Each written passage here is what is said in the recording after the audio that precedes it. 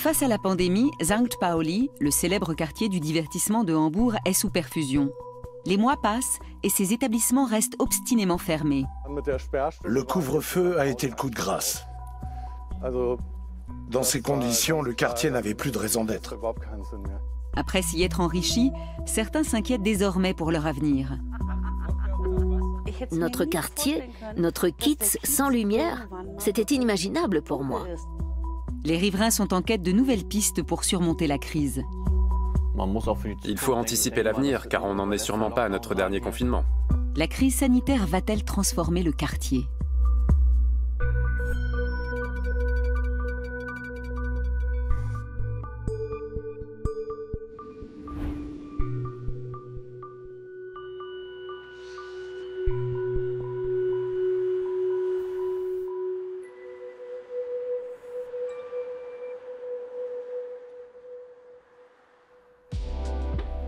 Ici, tout le monde la connaît sous le nom d'Yves. Evelyn Shepa habite et travaille à St. Pauli. La jeune femme de 36 ans s'est fait un nom dans l'effeuillage et mène une carrière de danseuse burlesque sous le nom d'Yves Champagne. Elle se produit très peu en public actuellement, mais aujourd'hui, elle participe à un spectacle en streaming. J'avais de la corne au bout des doigts à force, mais je n'en ai plus maintenant. Aïe, aïe, aïe, aïe, c'est brûlant. Avant, j'en étais à 3 ou 4 fois par semaine, sans problème. Yves s'est installée dans le quartier il y a 13 ans, alors que le tout premier bar d'effeuillage burlesque en Allemagne ouvrait ses portes. Elle est aujourd'hui directrice artistique d'un des lieux qui en ont fait leur spécialité. Je faisais la collection de photos de pin-up. J'étais fascinée par la beauté et l'élégance des femmes des films des années 40 et 50. Moi, j'avais des taches de rousseur. J'étais grande comme une asperge et maigre comme un clou. Pas féminine pour un sou, quoi.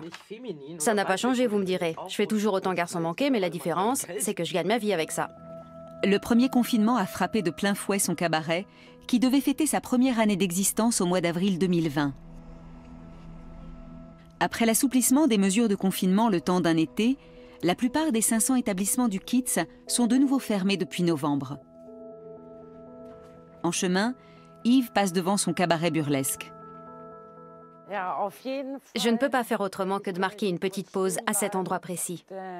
Car ces grilles que vous voyez sont l'entrée du cabaret Bunny Burlesque. Le rêve de ma vie, qui se retrouve de nouveau à l'arrêt depuis quelques mois. Yves ne s'est plus produite en public depuis une éternité. Ses tenues de scène très sophistiquées sont assorties d'une multitude d'accessoires. Dans sa discipline artistique, la technique de l'effeuillage compte infiniment plus que la nudité. Les femmes sont majoritaires pour venir l'acclamer. Être sur scène ne m'a pas du tout manqué pendant des mois entiers. Mais là, devant le portail fermé, et quand je me vois en photo toute maquillée et coiffée, le personnage d'Yves Champagne ressurgit. Et c'est plus fort que moi. Je me mets à pleurer. C'est très triste. Ça me manque énormément. Les clients me manquent. Les réactions du public me manquent. Ma vie d'avant me manque. C'est un vrai crève-cœur en cet instant. Le streaming va se faire dans un des nombreux bars officiellement fermés. Ah, en pleine séance d'encanaillement. Veuve Noire est le nom de scène de l'organisatrice du streaming show. Avec Yves, elles font partie du groupe d'Olivia Jones, une drag queen allemande qui s'est bâtie un empire grâce aux visites guidées du Kiez, ses clubs et ses bars.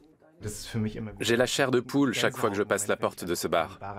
Bien sûr, en ce moment, ça me laisse un goût un peu amer.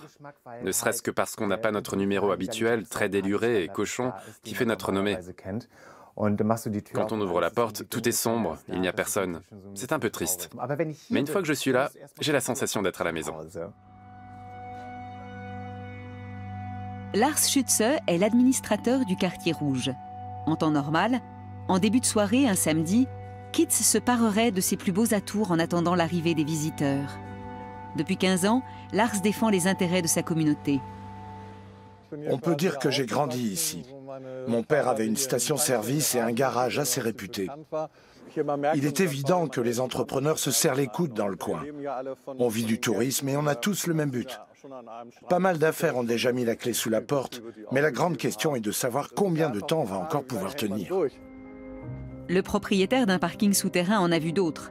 Dans les années 1980, le quartier rouge était miné par la violence et la drogue. St. Pauli n'a pas toujours été le quartier branché d'aujourd'hui. Ce n'était pas facile d'avoir des parents, un père en l'occurrence, qui gagnait sa vie ici. La réputation du quartier était déplorable. Personne ne voulait avoir affaire avec cet endroit malfamé et ses habitants. Les parents de mes amis étaient persuadés que mon père appartenait à la pègre. Mais les choses ont évolué dans le bon sens depuis. Depuis le milieu des années 1980, St. Pauli est redevenu le quartier emblématique des divertissements de la ville hanséatique et un haut lieu de tourisme. Au fil du temps, de plus en plus de kiosques ont ouvert. Ils font concurrence aux restaurants en proposant des boissons alcoolisées bon marché. La pandémie aidant, le risque de les voir s'enraciner dans le paysage et aseptiser le quartier rouge est une réalité. Ceux qui sont établis ici depuis longtemps et qui sont propriétaires de leur fonds de commerce ont de bonnes chances de s'en sortir et de poursuivre leur activité. C'est pour ceux qui ont commencé il y a 2 ou 3 ans que je m'inquiète. Je pense aux jeunes chefs très créatifs et inspirés, et je dois dire que j'ai peur pour eux. Une poignée de tenanciers de bars mène une action pour alerter l'opinion publique sur la situation. Les aides financières tardent à venir et beaucoup n'ont plus les réserves nécessaires pour faire face aux charges. Odine est leur porte-parole. Tout repose sur tes épaules. À toi de jouer maintenant. C'est vrai que ça rend un peu nerveux de se lancer dans ce genre d'action. Mais d'un autre côté, ça nous donne aussi un but. Les politiques ne tiennent pas leurs engagements, c'est ça l'ennui. En même temps, il faut que nous profitions des ressorts que nous avons pour nous faire entendre. Tous les gens nous disent qu'ils sont contents que la lumière soit revenue, qu'on puisse se parler. Parce que là, sinon, on est en train de mourir à petit feu et on n'en a plus pour très longtemps. C'est exactement ça le problème. C'est très joli comme ça. Tu vois, la dame dit que c'est très joli. Formidable. J'habite ici et j'adore le quartier en ce moment. Je n'ai plus peur d'aller au travail.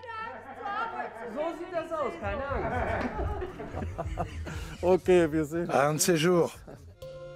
Face à la crise, les commerçants sont solidaires. Ils échangent et chattent à tout propos maintenant qu'ils ont le temps. Salut Mickey. Bonjour mon Lars. Michaela Hensel, alias Mickey, travaille dans le quartier depuis des décennies. Depuis 13 ans, elle a son propre bar. Elle n'a pas attendu la crise de la Covid pour défendre les intérêts de tous ses collègues. On trinque au quartier. Aux Kids.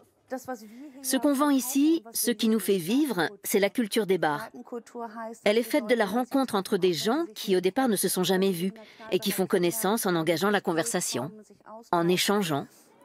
Ce n'est pas en s'asseyant à 1,5 mètre les uns des autres qu'on va recréer l'atmosphère recherchée. Tout ce qui fait l'identité de St. Pauli a été interdit. Je suis dans le quartier depuis 35 ans.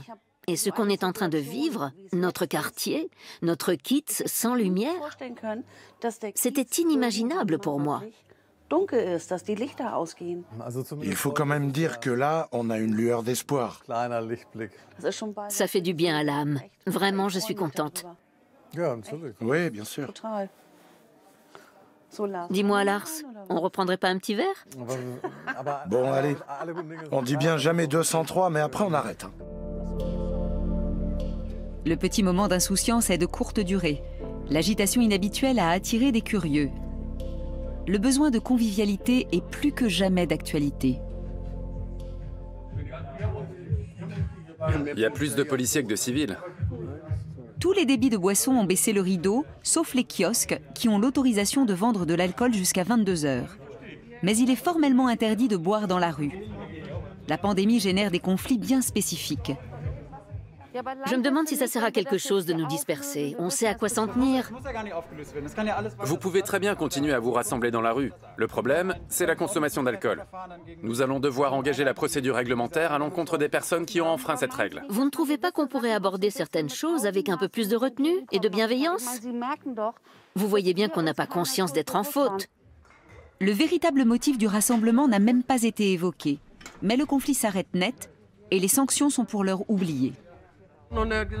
Il nous a bien précisé qu'ils allaient traiter le conflit avec mesure et discernement. Ce n'est quand même pas comme si on faisait une manifestation sauvage.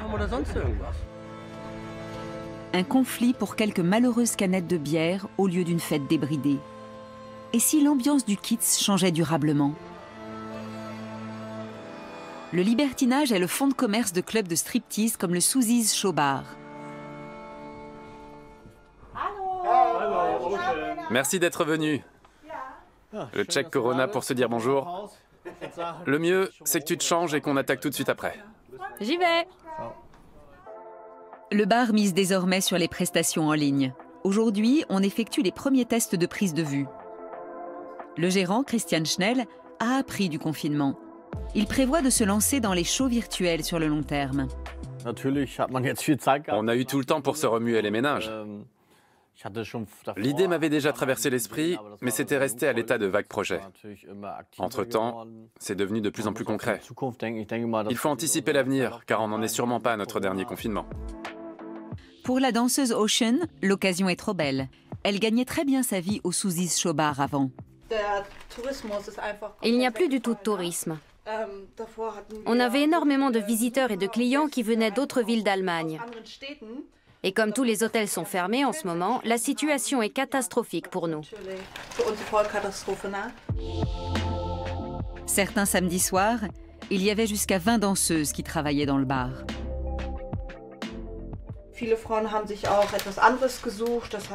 Beaucoup de femmes se sont trouvées un autre emploi dans un bureau ou dans les restaurants. Travailler devient de plus en plus compliqué. Pour ma part, j'essaie toujours de mettre un peu d'argent de côté. Mais quand on gagne un peu plus, on a un autre style de vie. On n'a pas peur de dépenser, car on sait qu'on peut toujours compter sur les rentrées d'argent de la semaine suivante. Je reprends un peu espoir avec cette nouvelle formule. C'est une option à tenter. J'espère que ça va marcher. Pour la suite, on verra.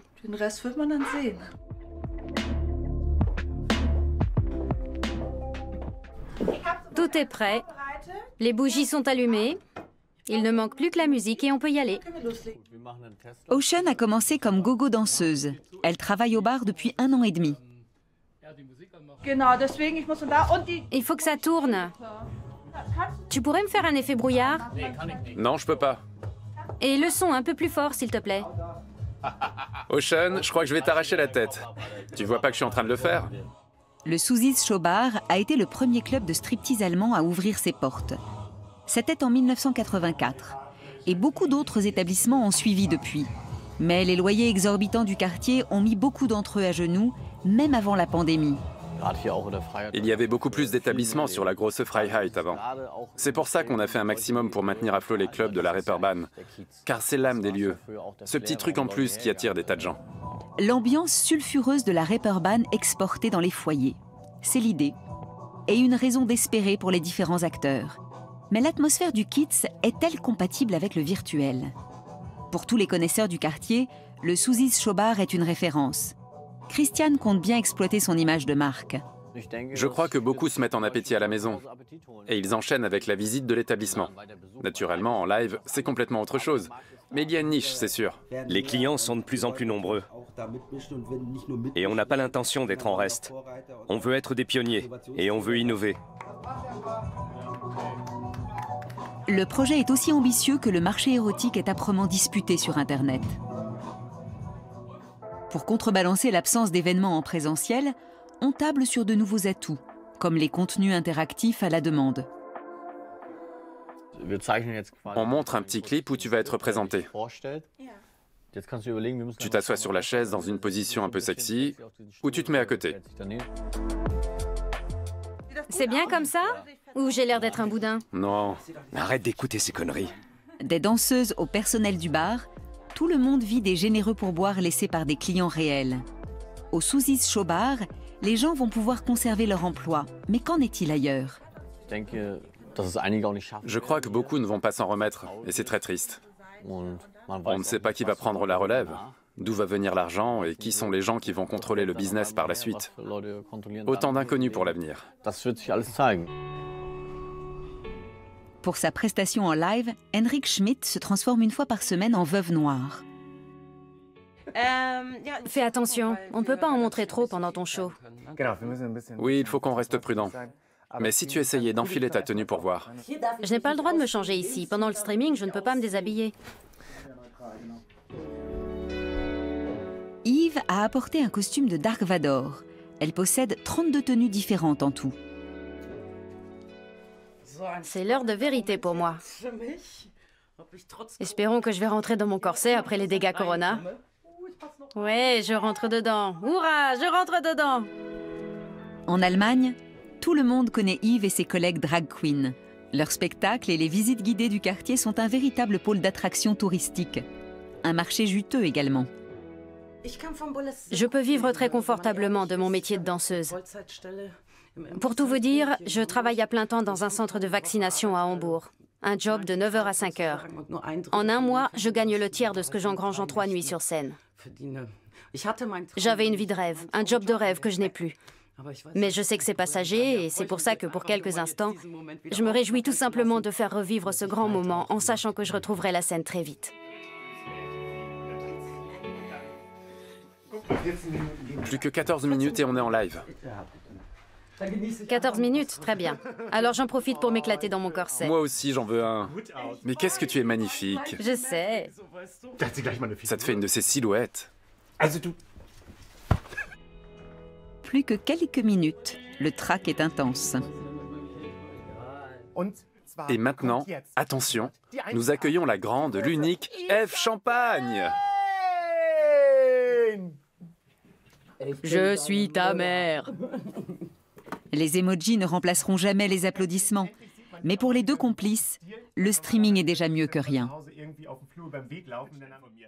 Lars a beaucoup de chance d'être propriétaire de son parking souterrain, car les locataires ont beaucoup de mal à s'acquitter des loyers très élevés du quartier en cette période de confinement.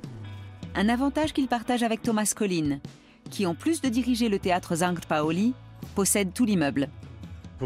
Je connais Thomas depuis très longtemps, tellement d'ailleurs que je ne saurais pas vous dire depuis combien de temps exactement. Je suis très proche de la famille Collin.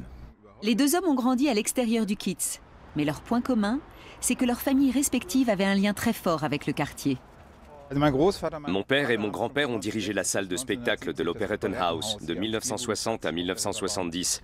Une affaire de famille où j'ai fait mes armes en quelque sorte. Cellule de crise avec le directeur artistique Ulrich Waller. En tant qu'établissement culturel, l'institution touche des subventions, mais les premières et les répétitions n'en finissent pas d'être reportées à cause du confinement prolongé. Le sentiment de frustration est de taille. Le théâtre est une expérience collective sur une scène et créée par les acteurs en interaction avec un public. C'est bien beau le streaming et le en ligne, mais c'est cantonné à une certaine génération de gens de théâtre qui préféraient faire des films en réalité. Mais ça ne remplace en aucun cas le théâtre en vrai. Tout le reste, ce sont des béquilles. Les directeurs de théâtre considèrent qu'ils font partie intégrante du quartier des divertissements. On était déjà là en 1841. On est dans le plus vieux théâtre de Hambourg. Il a toujours fait partie de la culture du divertissement de la ville. Et c'est pour ça qu'il est aussi bien implanté à St. Pauli. Le quartier général de la culture, c'est ici. À Berlin, à Cologne ou à Munich, c'est beaucoup plus dispersé. Ici, nous vivons encore du fait que les gens viennent goûter à quelque chose de particulier, qu'on vienne pour faire les expériences les plus variées, c'est clair, et que la nuit, les gens se mélangent dans différents bars et clubs. On espère que ça va recommencer. C'est ce qui fait la marque de fabrique de St. Pauli. C'est le mélange des genres qui donne tout ce dynamisme. Et je ne crois guère au Kiez avec les gestes barrières. Car le Kiez, c'est tout le contraire. C'est la proximité, les sens en éveil, des odeurs. Les fluides corporels. Oui, ça aussi. La fameuse proximité qui fait vivre les prostituées dans la Herbertstrasse juste à côté. Mais à l'heure actuelle, pas de femmes dans les vitrines pour racoler les clients. Certaines bravent la légalité et passent par Internet. Avant, le Kiez leur assurait une meilleure protection face aux agressions. Laura vient très rarement ici en ce moment. Elle a de plus en plus de mal à maintenir son niveau de vie. En tant que travailleur indépendant, elle a touché une prime unique de 2 500 €. Très peu de femmes sont revenues après le premier confinement. C'était flagrant. Pendant ces 6 mois, elles ont cherché du travail ailleurs. Il y en a qui étaient dégoûtés à l'idée de s'y remettre. Et puis on ne savait pas combien de temps ça allait durer. Avec Caro, la collègue qui vient d'arriver, elles se souviennent de 2020. L'année dernière, ça a été les montagnes russes. Tout a commencé en mars. C'était il y a exactement 1 an. On se sentait discriminés, car beaucoup ne reconnaissent pas le métier qu'on fait. Les espoirs qu'on a eus après se sont vite retrouvés réduits à néant. Mais finalement, on a eu gain de cause, même si c'était juste pour 6 semaines. On a trouvé ça un peu injuste par rapport à d'autres branches qui ont pu reprendre leur activité, alors que nous... C'est pour ça qu'on a élevé le ton et essayé d'obtenir quelque chose. On a insisté sur le fait qu'on voulait travailler et qu'on était prête à se battre pour ça. C'est sous la bannière Révolution sexy sur la Reeperbahn que les prostituées ont exercé une pression sur les dirigeants politiques. C'est comme ça qu'elles ont pu retourner au travail. Ça fait partie de Hambourg. Tous ceux qui connaissent Hambourg associent la Herbertstraße à la ville. On n'a pas arrêté d'entendre ça quand tout était fermé. Quand les restaurants étaient encore ouverts, mais que la prostitution était interdite, on entendait tout le temps qu'il fallait qu'on revienne. Il y a quelque chose qui manque sans vous. C'est le côté débauché. La peintre Maike Dirks veut apporter son soutien financier aux prostituées avec l'exposition intitulée « Il y a encore de la lumière dans la Herbertstraße ». On a organisé une réunion avec toutes les intéressées. On a discuté de la manière dont elles voulaient être représentées. Elles attachaient une grande importance au fait d'avoir des cheveux longs. J'avais peint une femme avec des cheveux courts. Elles n'ont pas aimé. Elles voulaient que le logo soit en lettres roses fluorescentes. Voilà les choses qui comptaient pour elles. Tu sais qui est assise à cette place normalement? On change toutes les heures pour ne pas être toujours dans le même cadre. Les prostituées espèrent qu'elles vont se reconvertir dans un métier du soin.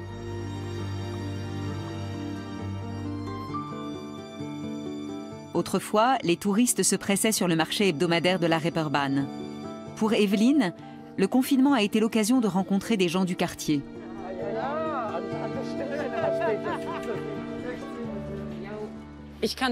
On y a tous gagné collectivement à St. Pauli, parce qu'on se rencontre plus souvent, qu'on se connaît mieux et qu'on s'ouvre beaucoup plus les uns aux autres entre habitants du quartier. Sinon, on restait toujours dans le « ça va toi? Ouais, ça va ». Et maintenant, on se confie nos soucis. Il n'y a pas que les shows burlesques qui sont annulés pour Yves. Sa formation hôtelière, prévue comme un filet de sauvetage, ne lui est actuellement d'aucun recours. Je suis restée complètement sonnée quand le premier confinement est tombé. J'avais les larmes aux yeux. J'étais amorphe au fond de mon lit à me répéter que tout était fini. J'ai quand même pris 1 kilo Corona par-ci par-là. C'est pour ça que je fais attention à ce que je mange en ce moment. Mais il faut aussi se faire plaisir de temps en temps. Lors du confinement, Yves a participé à un jeu télévisé. C'est grâce à la somme qu'elle a remportée qu'elle a pu s'en sortir. Mais elle étouffait à la maison et s'est mise en quête d'un nouveau job. Dans ma vie d'avant, j'étais un oiseau de nuit. J'étais souvent maquillée, juchée sur de hauts talons. Je portais des tenues de soirée et rarement des vêtements de sport. Je voyais énormément de gens et je suis d'ailleurs très sociable. Il ne reste plus rien de tout ça, ni les horaires, ni le travail, et même pas mes loisirs. Je suis restée la même, tout en vivant l'existence de quelqu'un d'autre. C'est une expérience radicale. Les vaccins sont administrés dans l'immense centre de congrès. Depuis peu, Yves accueille et oriente les patients. C'est par ici que ça se passe, mon gars. C'est parti, il y a quelques places de libre. Avec tous ces vêtements et sans maquillage, les gens ont vraiment du mal à me reconnaître. Par contre, ma taille me trahit. Du côté des collègues, c'était marrant au début. Il suffisait qu'en pause, je boive un coup et que j'enlève mon masque pour entendre « Ah, d'accord, c'est toi !» Il me semblait bien aussi. Sur mon badge, il y a écrit Evelyn Shepa, mais ma vraie identité, c'est Yves Champagne, finalement. Yves a beaucoup de collègues qui sont dans la même situation qu'elle et essaie tant bien que mal de garder la tête hors de l'eau. Toute l'équipe est constituée de drôles d'oiseaux. Beaucoup de collègues viennent de l'événementiel, de la restauration ou de la branche artistique. Ils aiment tous papoter, improviser. Ils ont tous le contact facile. Les gens de notre secteur sont les plus demandés. C'est nous qui sommes extérieurs au système, qui en fait le faisons avancer. Sans nous, le centre n'aurait pas pu être monté aussi vite.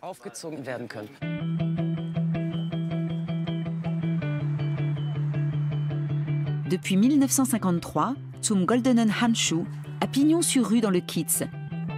Jörn Nürnberg en est le gérant en 3e génération. Après mon apprentissage, j'ai travaillé dans d'autres établissements, notamment à la mairie de Hambourg et dans un service de bancaire. J'ai aussi organisé des réceptions officielles. Bref, j'étais parti pour un tout autre parcours. J'ai commencé ici et la réputation était déplorable. Mais c'est les gens qui m'ont captivé ici. Ce sens du vivre ensemble sans arrière-pensée, c'est hallucinant. Il a suffi de 2 semaines, 1 mois tout au plus, pour que je sache que je n'en repartirai pas de sitôt. Salut papa. Ah, tu es là. Marco travaille à plein temps dans une entreprise de services du numérique. Pour soutenir son père dans la tourmente, il l'a aidé à franchir le pas du virtuel. Faire en sorte que les visiteurs n'oublient pas le Kiez grâce à des diffusions en streaming. Il a même créé une boutique en ligne. On voulait travailler sur la page Facebook, pas plus au départ. De là, on a eu l'idée de communiquer avec les clients sur Facebook et Instagram. C'était une idée toute simple, celle de transposer quelques éléments du bar dans le monde virtuel. Picoler, impossible. C'est à chacun de faire ses choix. Mais rétablir le dialogue, les vannes, la légèreté, recréer ce sentiment d'être en société alors qu'on est seul. C'était ça l'idée. Un livre et le tournage d'un film ont fait du Bui Bui Goldenen Handschuh un lieu célèbre, un tremplin pour Marco. Nouveau rassemblement du côté des tenanciers de bar. Odin Janorske, leur leader, a appris à composer avec les autorités. Cette fois-ci, c'est la bonne. On ne peut plus passer à côté sans voir qu'il s'agit d'une vraie manifestation. Et depuis la semaine dernière, tout le monde en parle. Merci d'être venus, chers collègues. C'est une manifestation autorisée. Quelques rappels rapidement. Il faut qu'on garde les 2 mètres de distance, le masque est obligatoire et la consommation d'alcool interdite. Miki est là, elle aussi. Pour les entrepreneurs du quartier, c'est une occasion de garder le contact. On est venus plus nombreux aujourd'hui et ça fait du bien de sentir cette solidarité. Plus on en fera et plus on arrivera à capter l'attention des gens et avoir un peu plus d'influence. Ils ont déjà réussi à éveiller l'intérêt des médias et des élus locaux. Nous sommes au bout du rouleau. Nous sommes tous endettés. Le problème, c'est que nous finirons peut-être par toucher une aide, mais ça ne représentera jamais plus de 90% des frais fixes. C'est-à-dire qu'il ne va rien nous rester pour vivre. Les tenanciers de bar veulent manifester tous les samedis. Leur action réussira-t-elle à redonner une perspective aux gens de St. Pauli? Marco sait que Miki entretient le contact avec ses clients pendant le confinement et qu'elle ferait une invitée de choix pour son streaming. J'ai pensé qu'on pourrait faire un truc ensemble si ça te dit. Je suis partante. En répondant à des tas de questions du genre « Comment va la restauration ? Où en est le Kiez ?» Dis-nous un peu, et je suis le premier à revenir vers toi. C'est moi qui irai chez toi. J'ai besoin de changer de cadre. Oui, d'un changement d'air. J'ai l'impression d'étouffer. On reste coincé tous les samedis soirs sur son canapé. Je vais me coucher à 10h30 le week-end, l'heure où je commence à péter la forme dans mon bar, normalement. Miki est secrétaire de direction en semaine. Elle passe le week-end dans son bar. Son emploi de bureau lui permet de garder la tête hors de l'eau. Mais son cœur continue de battre pour la vie nocturne. Moi, je veux pouvoir danser, faire mon numéro derrière le comptoir, faire la fête sans avoir peur de voir débarquer les poulets qui viennent fermer ta boutique.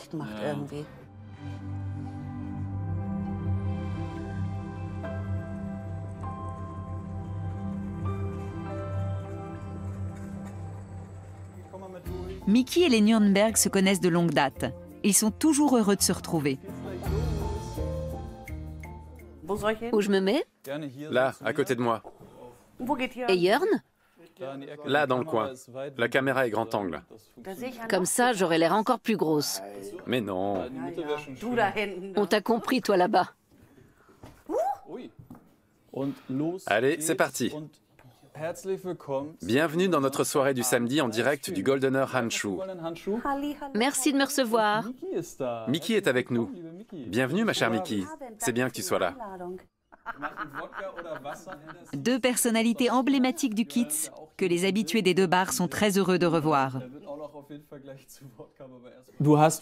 Tu as le petit coin le plus nickel de tout le Kiez. J'avoue que j'ai été très impressionné. Attends, chez moi, ce n'est pas le Handschuh. Si vous aviez des toilettes tellement propres qu'on pourrait manger par terre, ça ne collerait pas du tout avec votre image. Marco aurait préféré éviter le sujet, mais la crise sanitaire revient immanquablement sur le tapis. Le port de Hambourg attirera toujours des visiteurs. En journée, ils iront ici et là, puis ils iront au concert à l'Elfi. Et après, Ils viennent chez nous. à la louche, les trois quarts des touristes de passage à Hambourg font un tour par chez nous.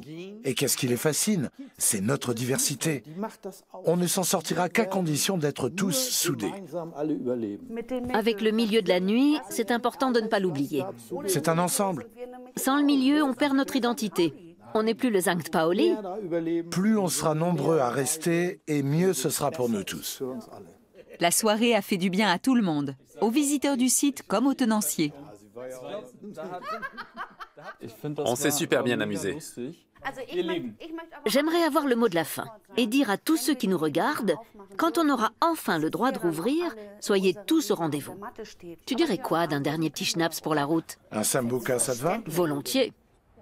Le quartier le plus sulfureux de Hambourg, célèbre dans le monde entier, est à la croisée des chemins.